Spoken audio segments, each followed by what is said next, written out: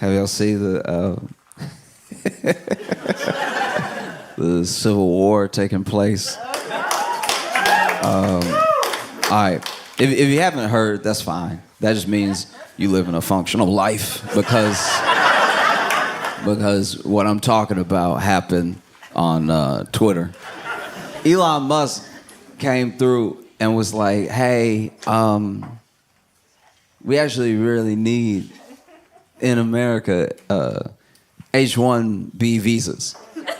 And these H-1B visas are how people from other countries come here and have, pretty great jobs by some standards. These are like sometimes developing jobs, some of the engineering jobs, and like just stuff of that nature. This isn't like one of your regular visas, and it's not like a visa that we have with a specific country. Like there are E3 visas that we have with places like Australia because they're white.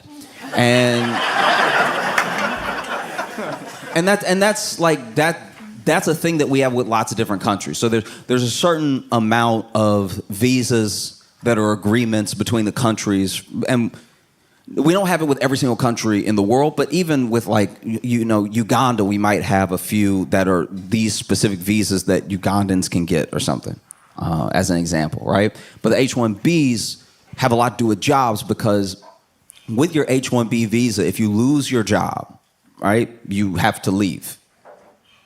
But Elon is like, these H-1Bs are actually great. And Vivek Ramaswamy is also like, these H-1Bs are fantastic, right?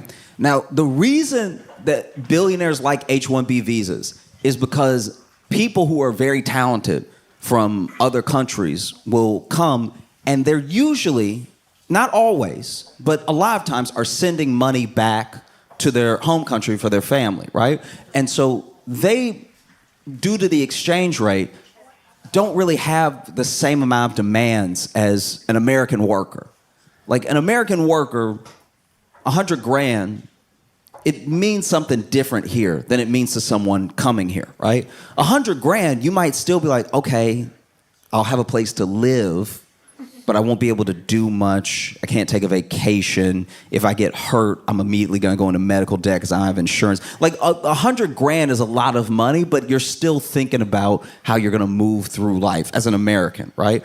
But if you're coming from somewhere, especially if you're coming from somewhere where this is the biggest opportunity you've had up until this point, you're thinking $100,000. Okay, look, I can have roommates. I don't care about having roommates. I'll have as many roommates as it takes to keep as much of that $100,000 after taxes that I'm going to keep in my pocket, so that way I can send money home, and the money that I send home due to the exchange rate is fantastic, right? So now I can maybe even retire my parents off of this $100,000, $120,000 job back where I'm from. So when they come over here, they are working these like crazy hours. Like we're talking like 80-hour work weeks, fluctuations, and what the job description is and stuff like that. And they don't complain, because if they complain, they could be fired. And if they get fired, they're immediately deported. They start all over again, right? So that's why Elon and Vivek love H-1B visas.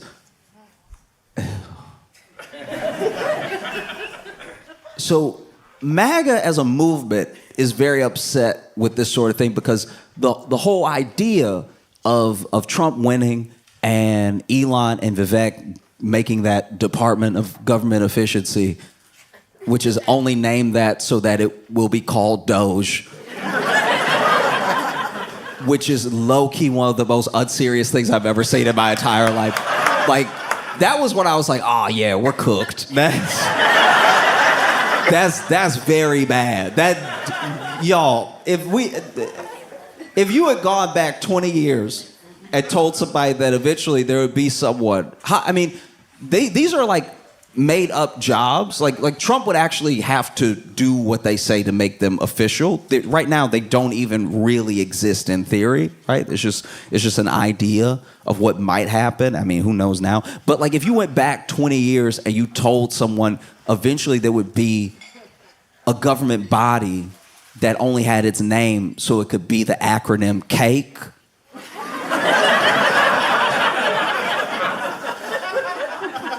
I'm sure that person 20 years ago would ask, when did all the smart people die?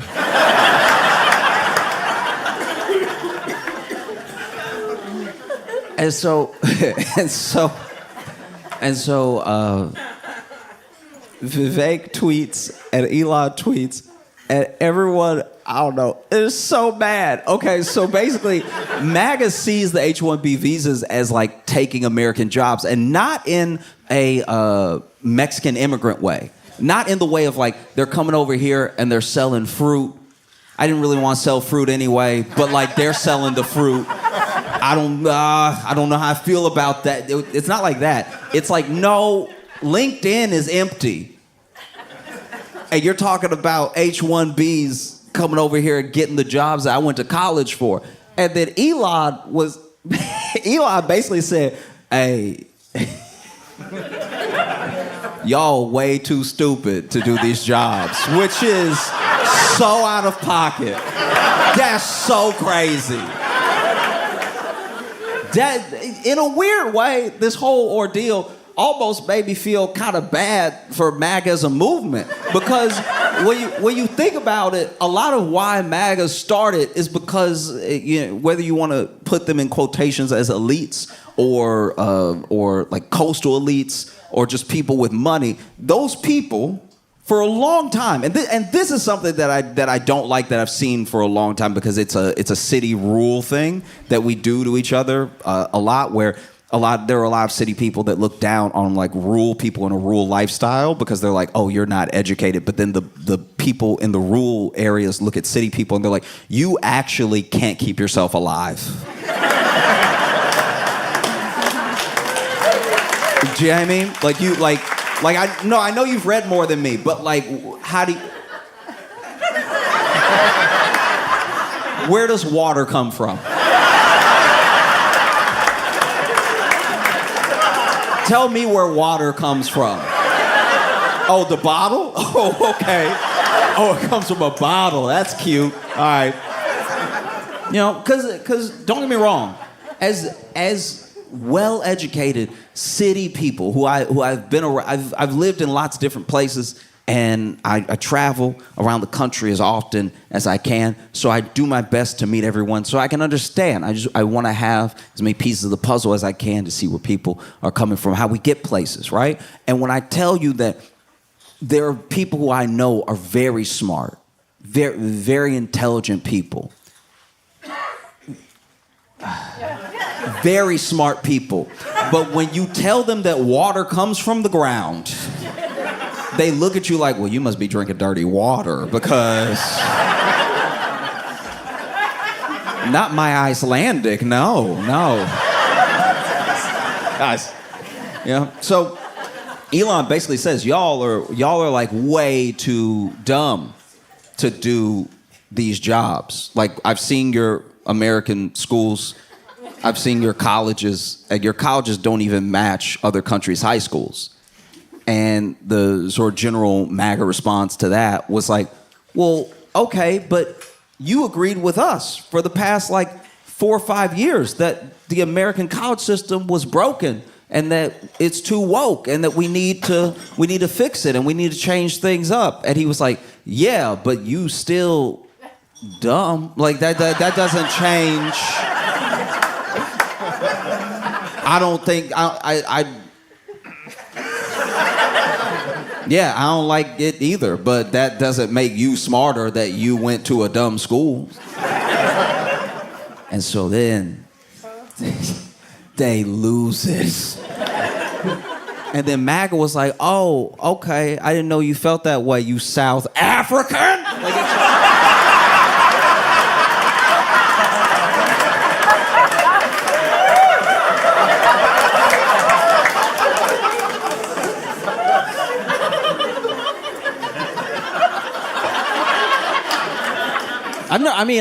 It's hard to find a whiter man than Elon Musk. Like no, I mean, like literally and figuratively in a sense, because he's very. Oof. You know what I mean? Like the sun, not a friend, right? But the way they were calling that dude African, just You ever, because they're like African, but then I'm an African American, and I've never had racism miss me like the Matrix.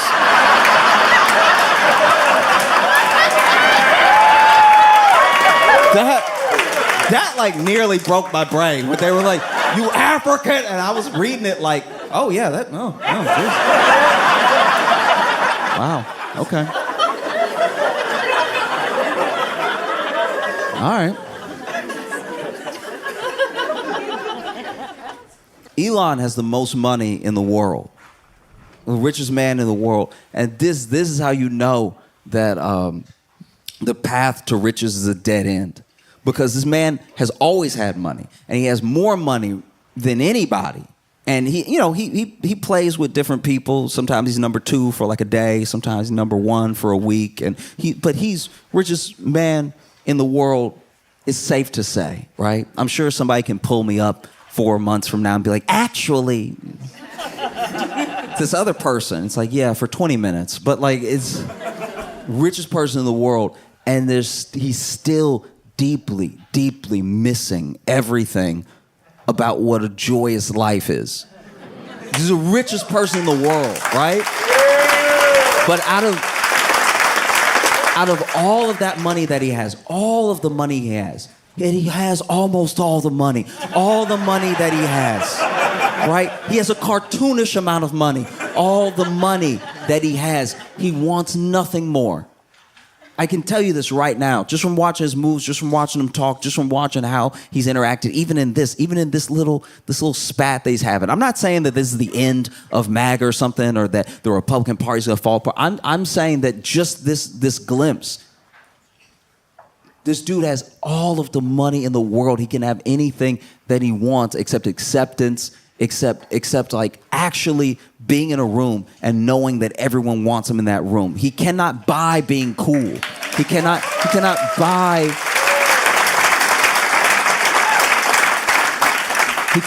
buy genuineness. There are always going to be people who love Elon or think Elon's dope because they think that he's a genius, because they think that he is going to help them become like him, or just because he has money.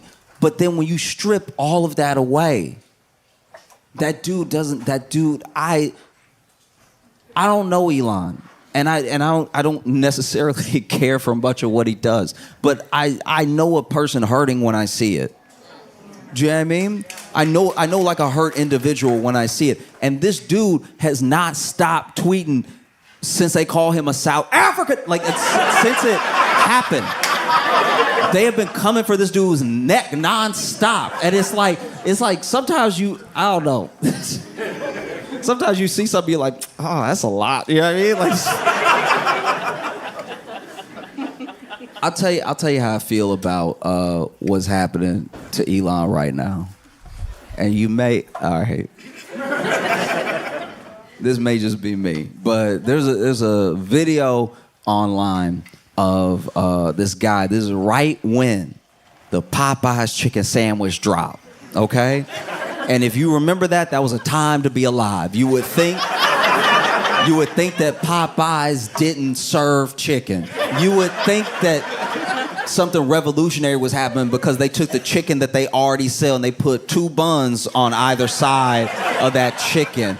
People ready to fight over this chicken sandwich, and they were running out, not of chicken, of the sandwich, which means they were only running out of bread. And people were losing their minds over it. They could not. What do you mean you want chicken sandwiches? I waited in this line for 5 hours to get this chicken sandwich just to bite a piece of chicken and with bread on either side of it.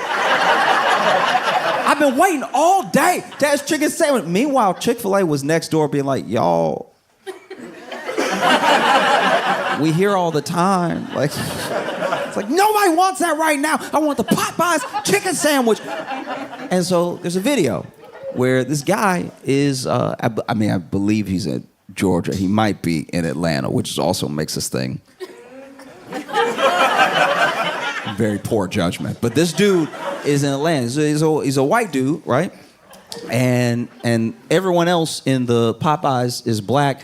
And I don't know how long he's been waiting. I don't know why he's so mad, but he's stomping around, right? And he's stomping around and getting in people's faces and stuff. He's like, "Where's my sandwich?" And then finally he goes up to somebody. He's like, "Get out of my way now!" And like it's just going back and forth, right? And then finally, his sandwich is ready. He snatches the sandwich. He's like, "Give it to me!" And then he pushes somebody out of the way. And the person filming him is just like, "Oh no." Fast forward like 5 seconds, maybe 10. He's in the parking lot, sort of folded up. Because somebody beat his ass. Because, you know, yeah. And so then, and not only are they beating his ass, but he's clearly folded up and sitting down now, and they've still put a hand on his shoulder just to create leverage and are like uppercutting him a couple times, right? And so then after like the second or third uppercut, they walk off with his bag, and the person filming goes, "Oh, y'all ain't gotta take his sandwich though."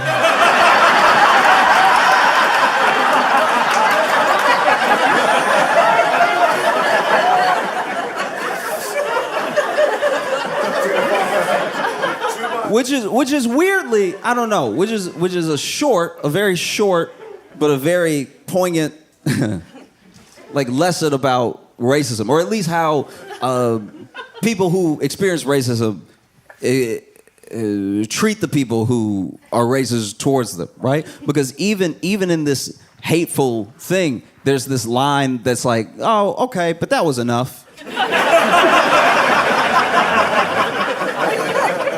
Do you know what I mean? And so when there are people who rarely or never experience racism, and it's a new feeling, it's a new type of anger, it's a new type of hurt, they're not gonna know what's enough because they're not practiced in what it feels like to find a level with it.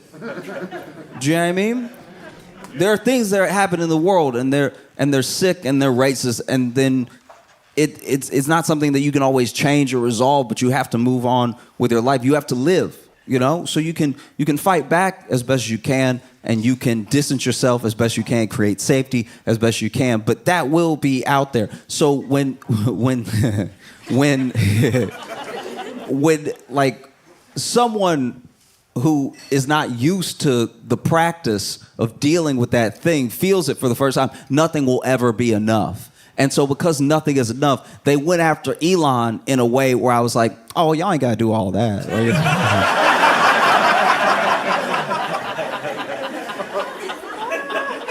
Because they hurt Elon feelings so bad that this dude went on a burner account on Twitter and join Space. If you don't know what Spaces are, it's where you can talk. It's literally just like this chat room, this like audio chat room where everybody can talk, or just the moderator can talk or whatever. And he went in this audio chat room with a voice modulator and started defending himself with the voice modulator, being like, actually, like Elon like a good person and stuff, like. Y'all actually being hella out of pocket when it comes to Elon. That's not fair at all what y'all said. And you especially were very rude. And I would say it'd be helpful if y'all would like apologize to Elon, because I don't know him at all, but he seems like a reasonable dude. So if y'all like would chill out, I'm sure he would forgive you and stuff. Like he a cool guy. And I don't know what was said. I do not know what happened. But something was said that was so, I'm assuming, hateful or out of pocket or just wrong, that I don't know how this happened. All I know is Elon apparently, because this is all hearsay. I watched the thing and I'm 90% sure it's real, but like apparently this dude got so mad he either got his mouth too far from the voice modulator or turned it off, because then this dude in his full Elon voice was like, "Wait, watch who you talking to right now." But like, he like fully dropped it. He was like, "Well, forget y'all too then. I hate everybody in here." Y'all can all go to hell. Because then Vivek also tweets one of the oddest. First of all, it's too long.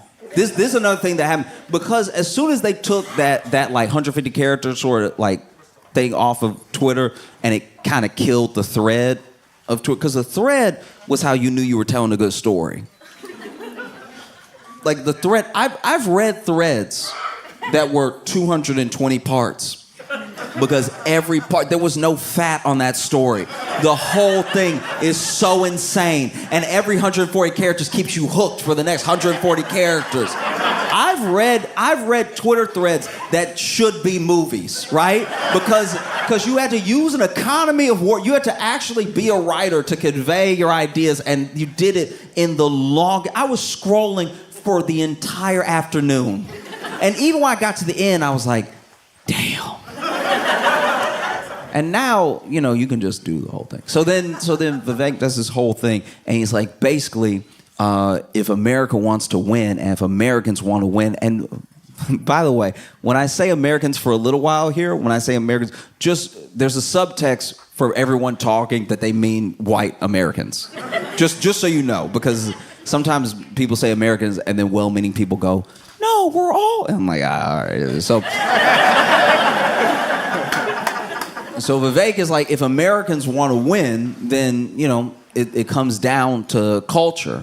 And right now, your culture is trash. It's basically... It's basically a bunch of jocks looking at people who read like they're the dumb ones, even though the jocks are the dumb ones. And we're obsessed with like, I don't know, like pretty stuff, shiny stuff and everything. And if you pick up some books and if you do a little less, I don't know, like Instagram, whatever you do, maybe you'll be worth hiring. That's at least how it sounded. And I was not that pressed about the whole Vivek thing. One, because I knew he wasn't talking to me. And two, because I've heard this sort of thing my entire life. No one is more used to this type of condescension than black people. You know what I mean? Because with black people, we're the ones where we're like, hey, I did all the stuff you said to do. I went to the right school, actually got a scholarship. I did the internship, and I am passionate about this field. Can I get a job? And they're like, ah.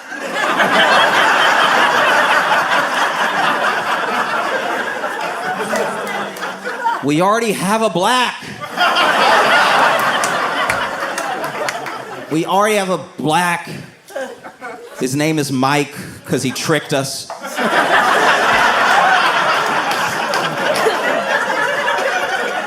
We already have a... Look, we would hire you. We would hire you. But the boss's dumbest cousin needs a job, and so we're going to have to give it to him. But, I don't know, keep applying, and then maybe if Mike dies... we'll need a black, so then you can do it.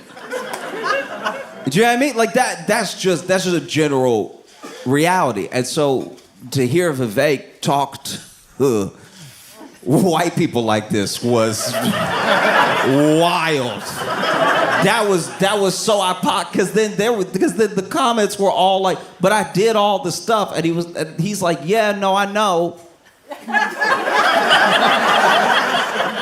But you're dumb. Like, I don't know what to tell you. I would never hire you, you know? And he doesn't say that. He doesn't say that exactly, but that's what he implies throughout the whole thing. And then he stops responding because it's thousands of people.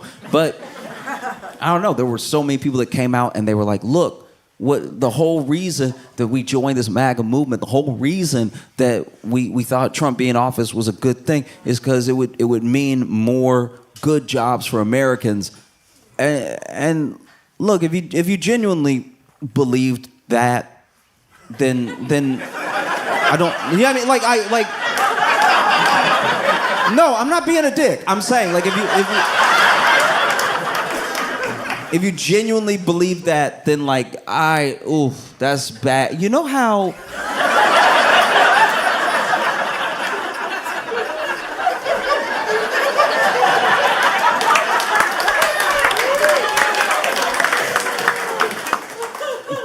This happened, this thing happened, and I really... I worry sometimes. I think about this a lot, and I think about this with every like topic that I talk about, or any joke I tell, or story I decide to talk about. That like, I would like to believe that empathy, compassion, and kindness are the way forward and will get us somewhere. I don't know if that's true. I want that to be true. I think if you make your obsessions community, culture, connection, and compassion, then I think that there's a way forward. You know, I don't know if that is right. It might be incorrect. It's what I've chosen my best to do, and I'm human, so I'm probably gonna mess it up a lot. But one thing that happens in my mind, what I think of when I think of MAGA, is a story from when I was just getting out of high school. It might have even been my first year of college. No. It was like my second year of college, right? And I was getting off a shift at this restaurant that I worked at, and my friends were picking me up. And when they picked me up, we would hang out on the weekend, you know, all the times that I was back at home, which is where the restaurant that I would work for extra money was. So I would leave college, I'd come back home, work a shift, and then spend the weekend with my friends. And that particular day when they picked me up, I knew I was spending the night at one of their houses. But when they picked me up, they're like, hey, I live in Alexandria at the time. They're like, hey, we're going to, I think we went to Opelousas or Leesville or something, which is like an hour and a half away or a couple hours away. And when I get in the car, they say this. And I'm like, why are we going to Leesville? And my buddy's like, it's a surprise, right? And so then we get all the way over there. Now, my second friend in the car is about to go away to seminary. So I went to a Catholic school for high school, and you know, I actually like treasure it as an experience, not because of any sort of like religious teaching, but because it gave me a little bit more insight into how people think and how the people around me thought about me and about the world, right? But then there were some people that went to the school that were like, yeah, we'll do this forever. And he was one of them. He was like, I'll just be a priest, because that was his track, right? And so then we get to where we're going, and it's a strip club. And so my one buddy had decided that because our second friend was about to go be a priest, he should at least see Teddy, just to be sure. Just in case. That he should see what they, you know, that they round and beautiful and so.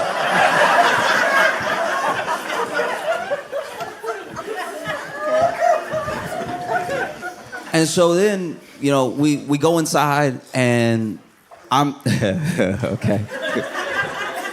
I'm also like taken aback. Like my friend that's going to seminary is like, actually, I guess I'm going to hell, because he's looking around. He's like, right?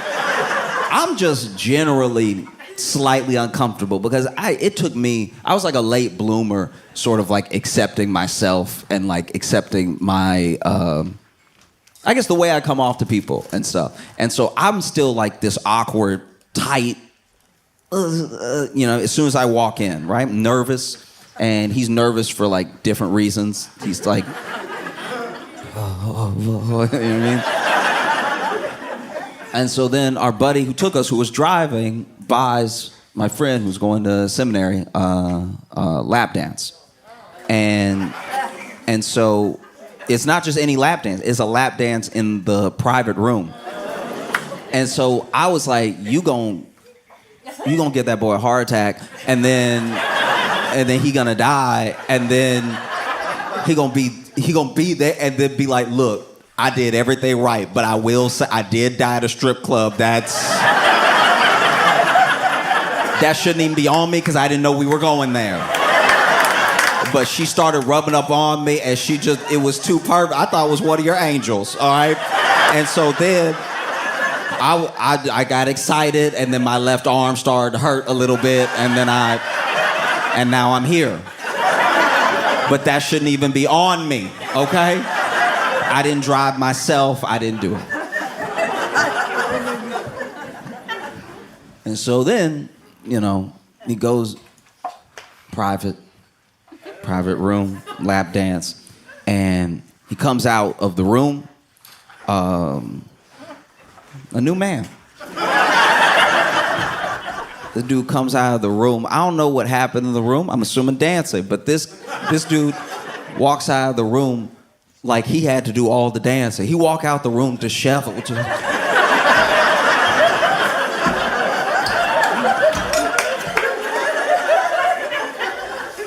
And he goes up to our friend and he's like, do you have money for one more dance?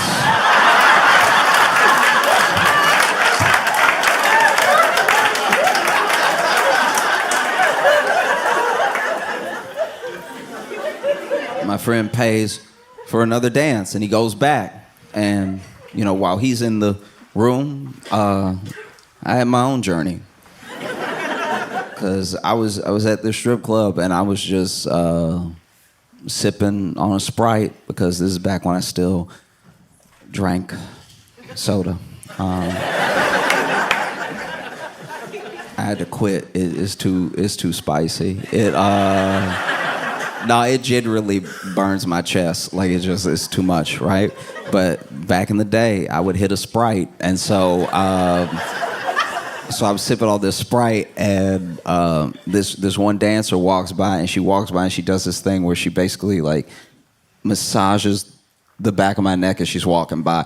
But I am not used to being in strip clubs. I'm also not used to people coming on to me, so I thought it was a spider.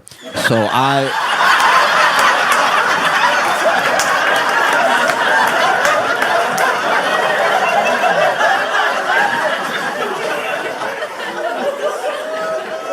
And so I thought it was a spider, so I started swinging. And I didn't hit anything, but I still was like...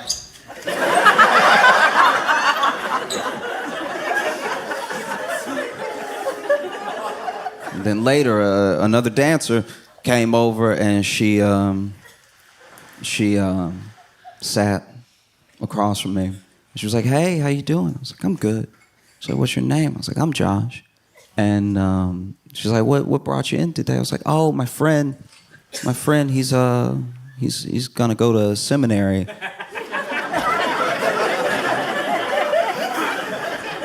And so we brought him here.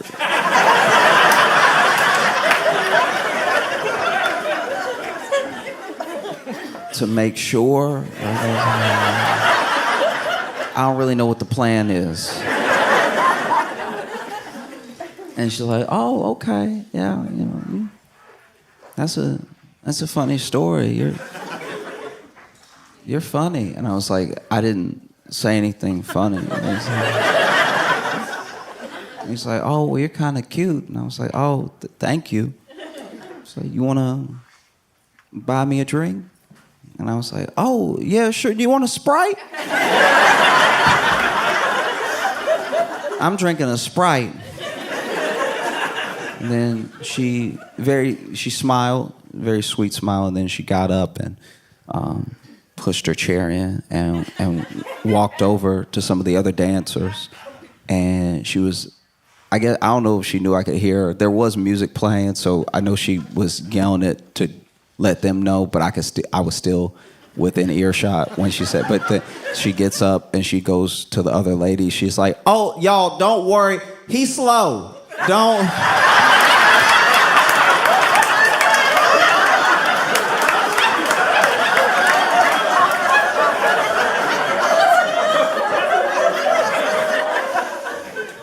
And so then our friend who's going to seminary comes out after the second dance, and then whatever happened the first time happened worse the second time, because now he like walking out, but he's sort of holding his arm too, and he's like,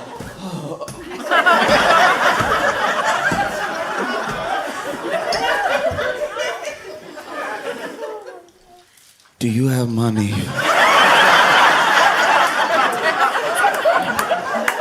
for one more dance? Our buddy gives him money, and he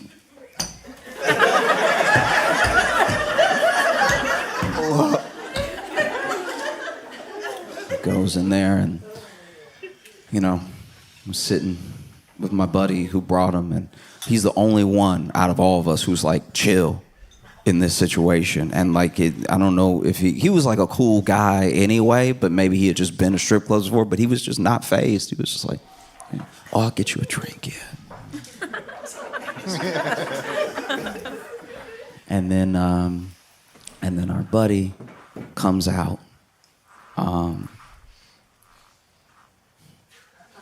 Comes out of the private dance room, and honestly, nothing working. I was worried that he had lost his sight,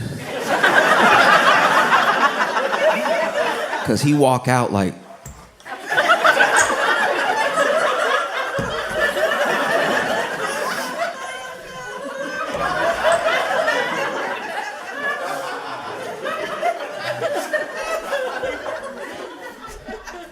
do you?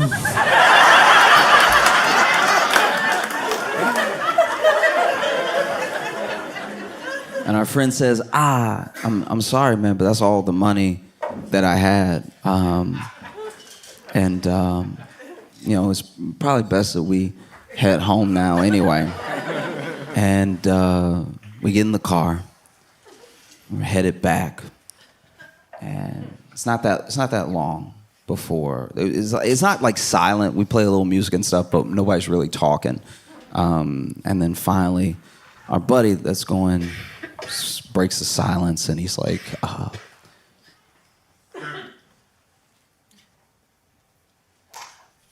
don't know if I can go to seminary.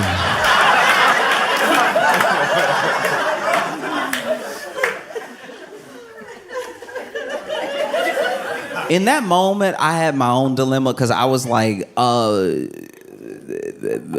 does that shouldn't land on me though. Like I shouldn't. That shouldn't be any of my hell though, because we technically broke he was a pre-priest, but like there's gonna not be a priest now because of what happened tonight. But that's not on me, because I didn't drive us here. And I didn't have a ride, so then and Uber wasn't a thing yet, so I couldn't have gone, and it would have been too expensive anyway, so I was just along for the ride, and now I'm in here, and then he talking about he not gonna...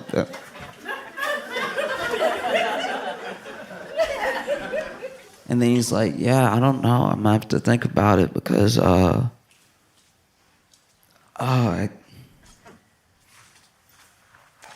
think Cherry loves me.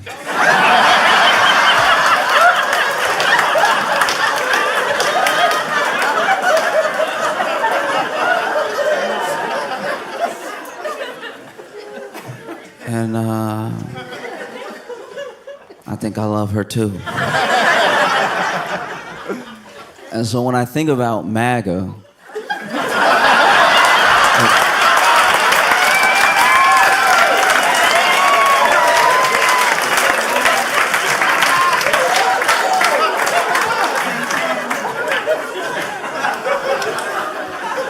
it feels like they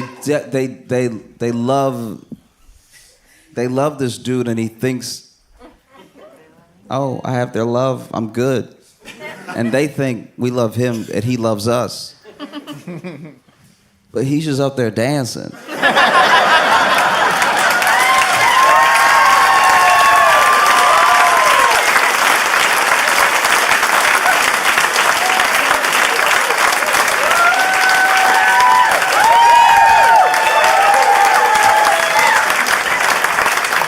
And don't get me wrong. Don't get me wrong. He is good at dancing. He is. Like when you watch him dance, you're like, that was at least funny, or it was like, oh, that's so weird. But no matter what, no matter how he dances, everybody talks about it. You know, and I think that with Vivek and with Elon, you know, they're real businessmen, and so they think about their business and how to improve it, how to make more money, how to make sure that they have people that aren't going to unionize, aren't going to stir up trouble or anything. And MAGA is genuinely in this place. You don't get to MAGA in a vacuum, you know? Yeah, I mean, I think there's a general social contract and understanding of what America is supposed to be for Americans, and the differences that we have, the way that we butt heads is the interpretation of that contract, right? For some people, that contract is just the Constitution, and they actually like live by it. They're actually like, no, it says this, so we should do this, right? And that's one way to take it. That's fine. And then there are people like me. There are people that at any point in American history have been deemed different or other, that see the contract as something that you might get by happenstance of having money, but is not going to be given to you outright. And then there are white Americans who believe in the contract, and they believe a part of the promise that's like unspoken, which is all of this, you'll have access to all of it. All of this is yours by virtue of you following the rules and doing what you're supposed to do because this is your country. And so when Elon and Vivek, who are not the right white, do you know what I mean? Because when Elon crossed MAGA, he became a South African real quick. Like that was. And Vivek, I don't know, y'all, bro, you were never in. Like you were never. But when they made these points, and when they gave a lot of that movement what is genuinely some of the hard truth, it's like, all right, if you think college is broken and woke and whatever, if that really is your opinion that you hold, then you do your best to change the thing. You don't throw the thing out. You don't go, guys, I don't like gender studies, so now math is also gay. Do you know what I mean? Like, if you don't like gender studies, then don't major in gender studies. Like that's a quick and easy path to not have to deal with gender studies. This should just be like, I will just do the And so I don't know how the war is going to end. You know what I mean? I don't, because it's weird. I thought this would take at least until February.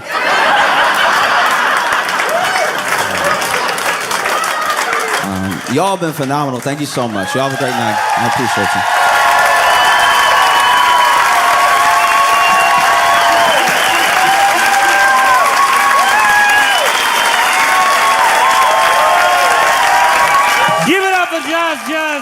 Okay, so you've been farted on. Gotta say, that's a first great reason. It's a first great reason to hate dining outside New York. Mm-hmm.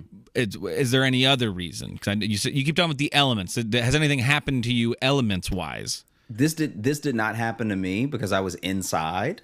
Okay. But I saw outside that a bike messenger, at least he looked like a bike. He could have been seamless, but a bike messenger completely totaled a table. So he was not looking. No. And like this dude, okay, this, I don't know. I don't even know if I should be laughing about this because everybody seemed genuinely hurt. But he basically, this guy was coming out of nowhere. And in New York, there are bike lanes, but there aren't enough bike lanes, and the bike lanes aren't everywhere. So sometimes, they're not consistent. They're not consistent. Yeah. So sometimes someone, especially if you have a certain route, as a cyclist, you get on the sidewalk. This person clearly was turning from a street with a bike lane to a street without one, and was not looking ahead, was probably looking sideways or maybe looking for the bike lane or whatever, where it was going to continue. Because behind them, they're being chased. To be fair, there was a van. Like this is what ended up happening. There was a bike lane, right? This person was in the bike lane. At the turn, like at the intersection, there's a parked van that they would have either had to turn more into the road to pass or mount the sidewalk to pass, okay? Gotcha. Yeah. When they mounted the sidewalk, whether they were looking at the van or whether they were looking to see if the bike lane was there, they mounted the sidewalk and then just completely ate up this couple that was sitting at a table outside. Damn. Like it was really bad. That's like a like the person, that's like a movie stunt. Yeah, like the person on the bike went flying first, right? Oh, no. So the person on the bike went flying. Then the person that they sort of flew over just slid more onto the table. Then the person that they flew into fell back with them. And so the person that they flew over that's like pushed into the table just falls sideways. So then all the food falls on that person. But it was one of those things that when you see it, you immediately think that the cyclist is in the wrong, but then you see the van and you're like, all right, well, I don't think that should be there because no one was in it. Oh, someone just parked their van, like, you know, kind of in the intersection almost. But yeah, like, just imagine you're at a restaurant and the table explodes. Yeah. I was gonna say, like, yes, it sounds bad. It sounds like everyone got hurt, but golly, I bet that'd be great to see. Look. Oh man, that'd be so awesome to see. Sounds really bad. I hope everyone was okay. Can you imagine? Okay, this is what it looked like. Do you remember the Spider-Man movie from 2001? Maybe the one with Tobey Maguire, the first, the one? original Spider-Man. Yeah, the original Spider-Man. Remember, I think it's in the first one or it may be the second one, where Mary Jane's talking, his spidey sense tingles, and then he grabs her, and because Doc Ock, it must be a second one, because Doc Ock throws the car into the coffee shop. Yeah. Okay, imagine that, but if nobody moved. Because the cyclist came crashing into them, and there was no superhero sequence where they dodged anything. Every plate hit them, the cutlery hit them, every knee was scraped. Like it just everyone flew too much. Everyone, because the cyclist flew so much that I was like, let's make sure he's moving. You know what I mean? Was this a scene for something? Was this a stunt chase that happened here? Yeah, and then the person who got hit from the back, they fell like Family Guy style because they also had like a bent knee and okay. So not only they always have that arm hanging like behind them or whatever. Yeah. So for the people just listening, just imagine a person is on the ground and a table is sideways, but the tablecloth is on them, like tucking them in. The tablecloth has fallen on them with the plates. And they're not moving right away. Everybody is as hurt as they are surprised. Dude, this was like genuinely, I thought I had seen a death? You thought? Yeah. I thought I had genuinely seen someone like messed up for real. We're always flirting with it. Yeah. The Josh Johnson show, flirting with the afterlife. That's how we are.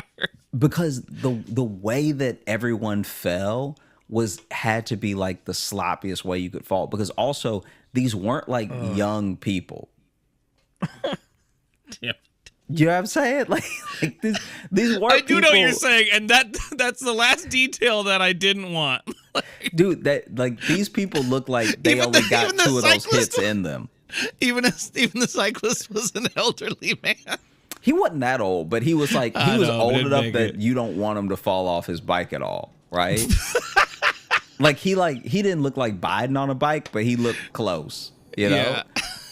And so then the fact that the force that everyone got hit with and the fact that everybody flew, you know what it did to me though, why it was so scary for me is actually because of a misconception that I had. So growing That up, bikes were made of knives. what?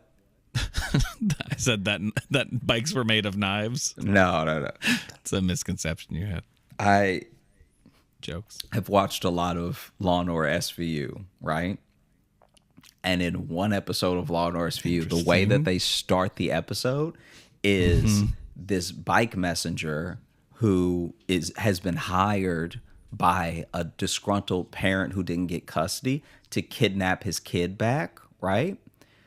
Tries to do that at the beginning of the episode. So the beginning of the episode is them in a park with a grandma and a kid, and then a guy grabs the kid and is trying to like run and get away, puts the kid on his bike. The kid's like, grandma. He's pedaling on the bike and he's got some speed, and then just crashes into the grandma hard, right?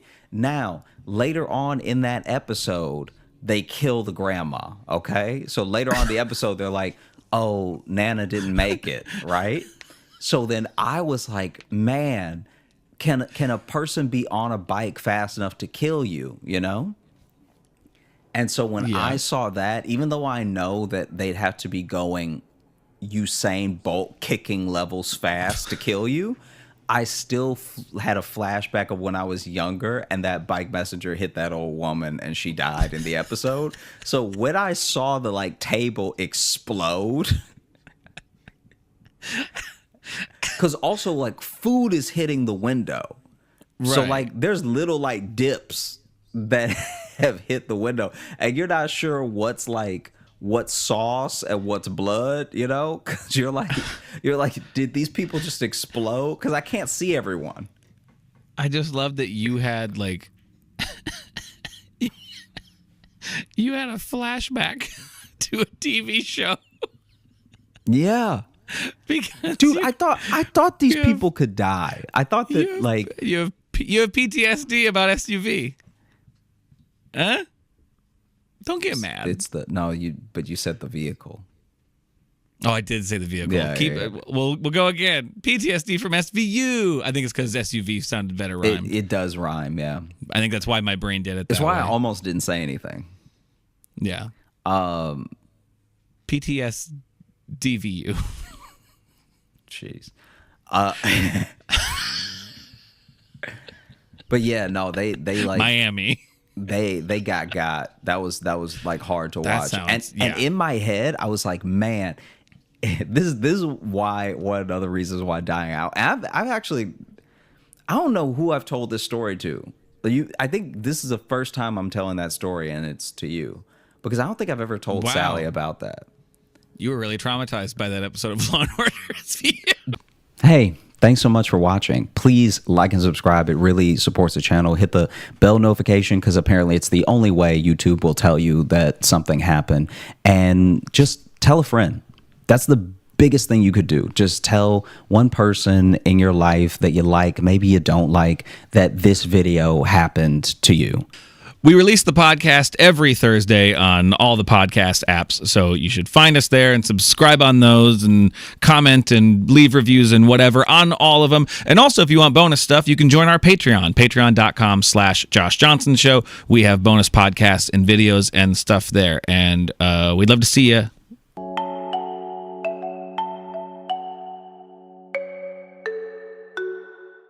Trigger warning if you need it. Okay. Like, sincerely, this is because I don't even know how I feel about it, and so I'm sharing it, but I'm you may tell me to stop. Okay. Let's see if Logan taps out of this one. My eyes were assaulted. There was a guy, I was coming up to go to the cellar. Okay. And I passed a guy on a park bench, and he was eating a sandwich, which sounds innocent enough, but I've never seen a sandwich eaten the way that this man ate the sandwich. First of all, it's like a sub, right? Mm-hmm. Okay. So it's like a sub. So you normally you pinch a sub sandwich and you bite, you know? So obviously the bread comes a little bit bigger than your mouth is. So you really got to squeeze, you got to press down, whatever. This man did not do that. He kept biting into the sandwich like he was an animal digging in a hole. So instead of biting the sandwich at the tip, right? Yeah. He would bite the sandwich in what I can only call the face. And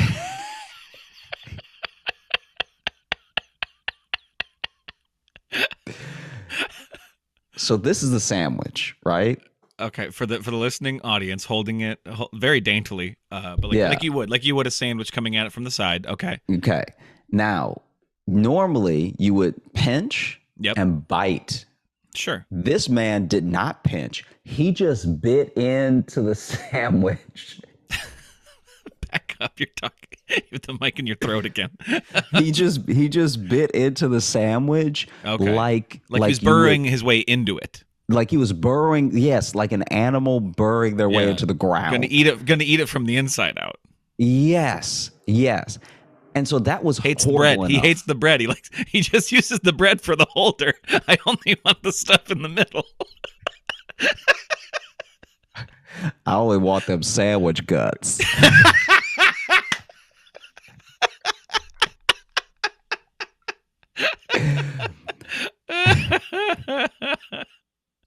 Yeah, no. That bread's the holder. That's not. That's like an orange rind. You don't eat that. It's just there to protect it. Yeah. So then he was biting. I saw this man do this I started seeing him from far away, and I had to pass him as I walked. So from far away, I was like, it looks like he's putting his head in the sandwich. Is he losing? Is the sandwich eating him? Yeah. Like, dude, I would. If I was a bigger man, I'd take pictures of everything. Like, as a medium-sized guy, I can't just be running around putting my camera in people's faces and not expect consequences. But if I was a big man, I'd be like, hey, I have to, or people won't believe me. Right, yeah. So this dude, he looks like his face is going into the sandwich, like the sandwich is eating him. Yeah. Then he pulls his face back. This is right as I'm passing. He pulls his face back. Oh, God. Okay. He pulls his face out of the sandwich and lost at least 2 teeth. And I was so bummed out. So basically, he's chewing with his mouth open a little bit. So at first when I saw something fall out, I was like, oh, that's probably just sandwich pieces. Right. That's probably just like food that should be in his mouth and it's falling out because he's chewing with his mouth open. But then he went, and and grabbed his own mouth. Okay. Like he seemed surprised. So it didn't seem like a false tooth situation. It didn't seem like, like when someone has like a fake tooth. Well, those still aren't supposed to like fall out all willy-nilly. So it still could have been that and surprising. Yeah. Those are supposed to be held in place by something, I went to high school with a friend who had a fake tooth and it like fell out and he didn't react like, so he didn't. Here's the thing. When your fake tooth falls out and your real tooth falls out, those are 2 different reactions. Like those are 2 distinctly different phenomena. When you lose a false tooth, you've lost it for like a second. Yeah. When you lose a tooth, you need a false tooth. Yeah. And this man reacted like he just lost 2 of his real teeth. Because he went, and put his hand in front of his mouth. And a part of me was like, yeah, that's what you get for eating sandwiches like that. Like that's probably why that doesn't happen to most people is we eat them regular. We keep the bread in its place. Yeah. Well, the bread's the cushion. It protects your teeth from the inside. Yeah. The inside, because clearly you had like a meatball and rock sandwich.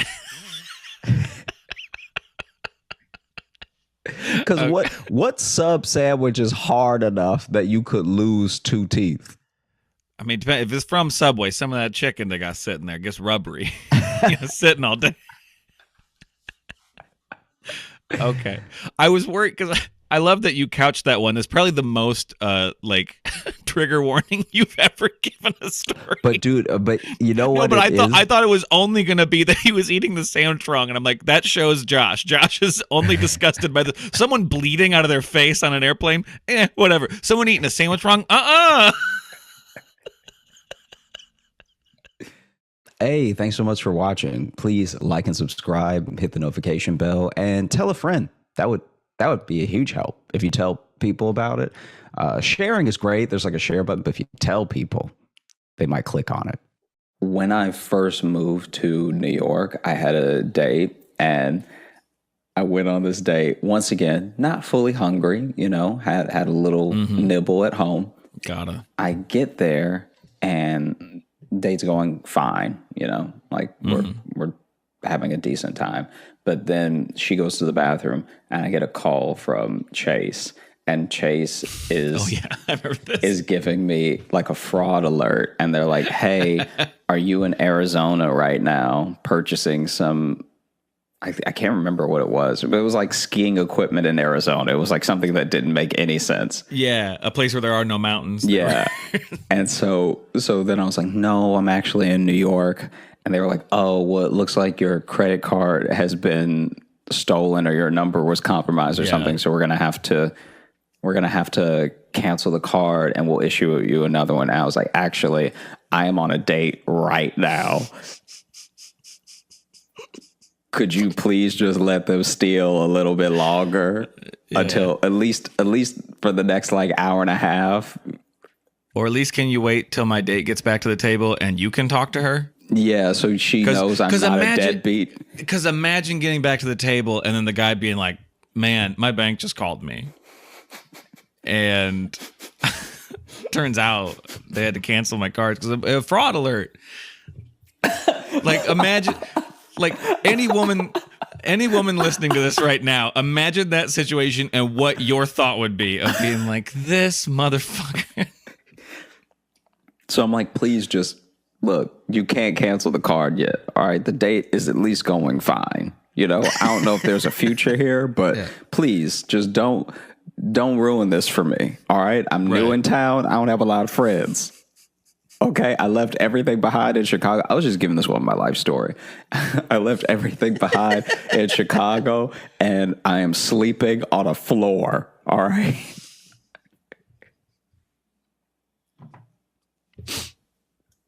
Please don't cancel this card, okay? Please.